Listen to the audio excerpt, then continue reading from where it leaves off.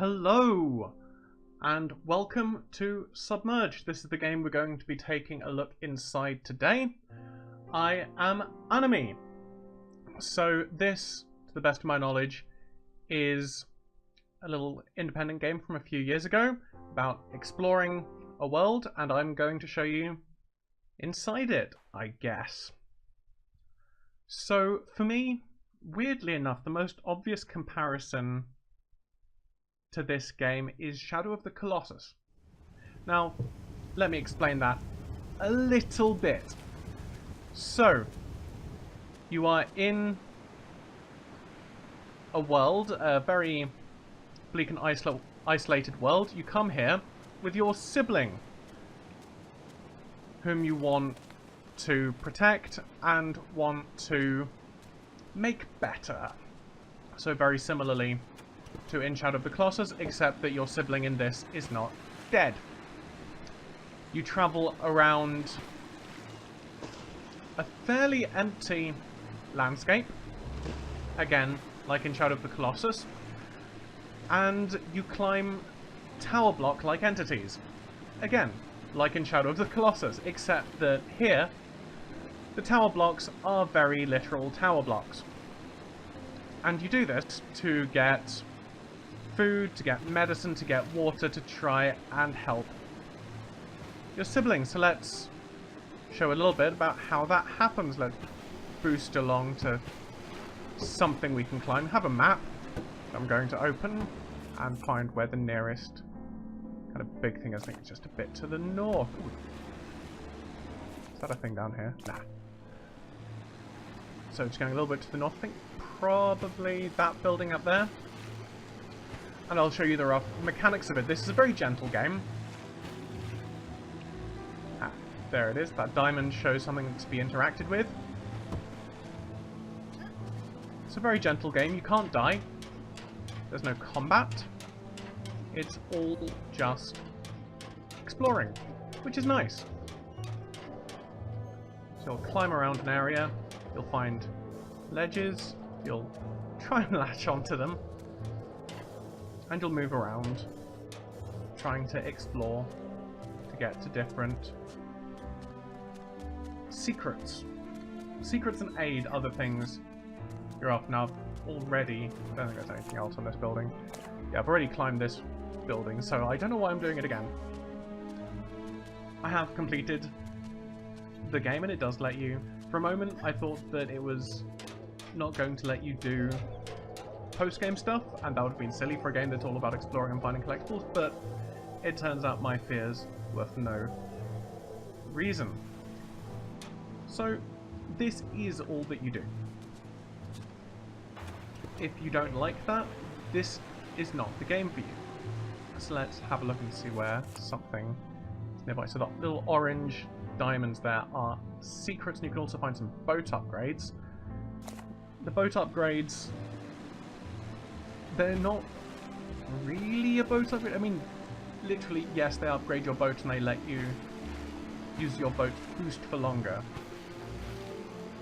But it doesn't sort of change anything qualitatively about your boat, not really. And all of them are just speed boosts. You can see that was a thing that flashed up there, so I think that was the thing we're going to go and collect. Yes. So, we look for the red flowers, as you can see here. I really like that bit of design. The red flowers mark something to be interacted with. Unfortunately, not everything you can interact with has red flowers, which is a bit of a shame. And it can lead to you feeling a little bit lost at times, but as you can see, there are some red flowers up there, so that's where we want to get to. And there's a ledge there. See, that would have been helpful for that to have been marked with red flowers, but we got that. Move around, move up,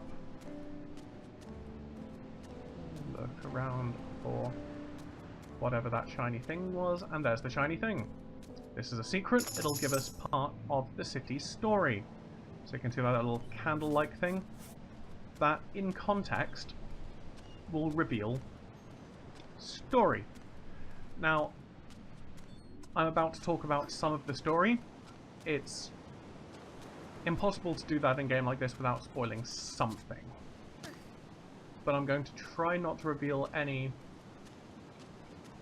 stories about the actual plot of the game until the end of this video. So we're just going to talk about the city story at first, and therefore I might have to cut a little bit to avoid showing you said plot spoilers.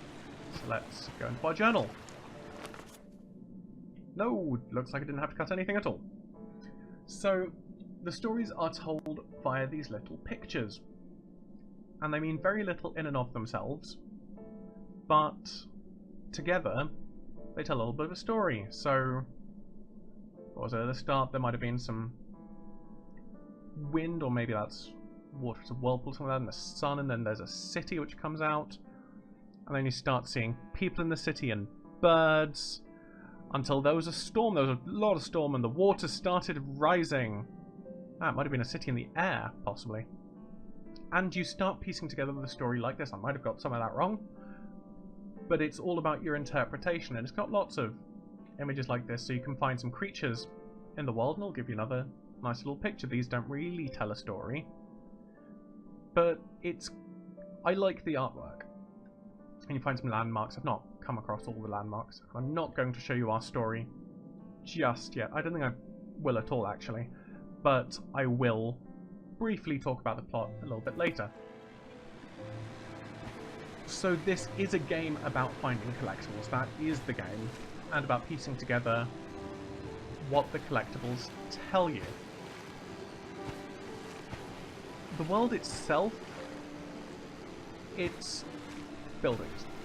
There's lots of buildings. The buildings look very similar. They look very nice. They're all overgrown. But the world map, it's a decent size for a game like this. Don't get me wrong, it's no... You're not looking at a Just Cause scale of world here.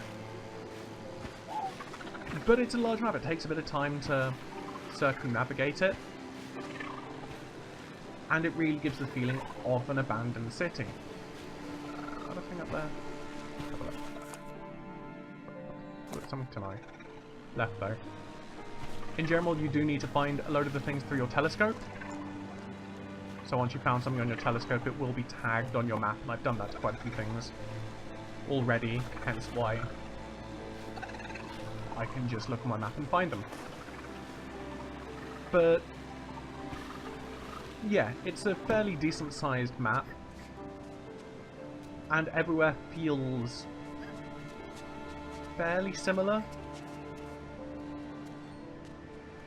I don't look at a building and say that's bad visual design.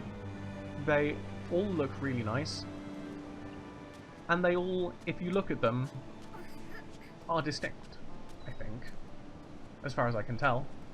But they don't feel like they've got sort of areas of life. You can't say, okay, this is the entertainment district, this was a residential area, and so nothing jumps out at you like that. Ooh, there was some rain on the city. The other thing about this game, which I'm not too fond of, is the control scheme. So I'm playing this on a controller, but I don't think it's too different if you go for mouse and keyboard. Let's have a look at the controls. So yeah, it all seems fairly similar. It just seems like they're mapping the keys to the controller. And my issue here is that there isn't a jump or drop button. See, I am dropping here and I am jumping, but that's all on the analog stick. Now, it would be easier with a keyboard for this, I guess, because you're not going to accidentally be pushing up or down as you're actually meaning to go left and right. But it just feels so much more natural to explore a place using an analog controller. So that's a bit irritating. They don't use that many buttons, particularly when you're not in the boat. So in the boat you've got your boost controls, you've got your telescope. I think you can do it on land as well. But you've got nothing when you're on land mapped to the A and B buttons. And I really feel like that could have been jump and drop. I'll be honest. But yes, if you're watching this and you're thinking about getting this game, turn the review off now, because from now on I will be talking about story. Okay, have they all gone? So the story in this game, as I sort of mentioned briefly before, is about helping your sibling. About getting your sibling healed up a little. Have I actually found this one yet? I mean, I have found it, but I want to see if I can scan it just for the sake of scanning it. So you're healing up your brother, or your sibling rather,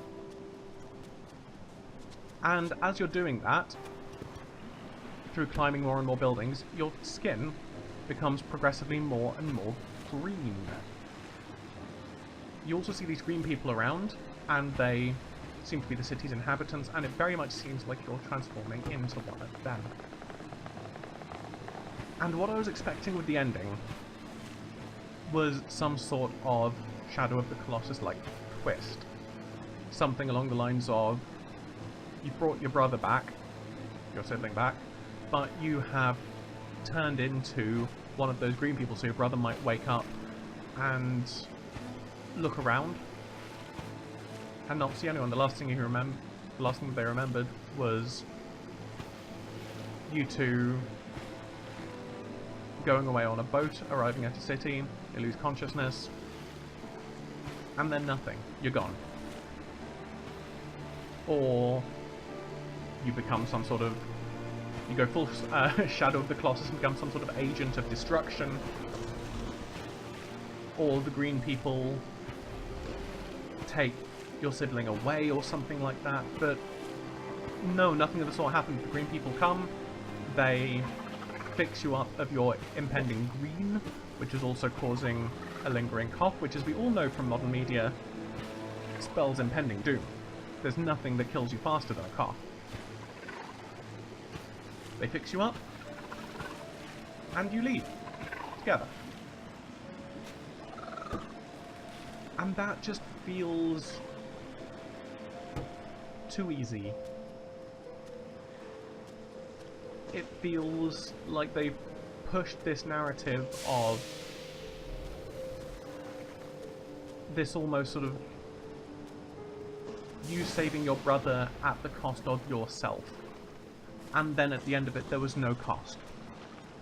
There wasn't any evidence that you were helping these green people, and therefore their healing you was some sort of fair trade or anything like that. You just are better. And that's disappointing.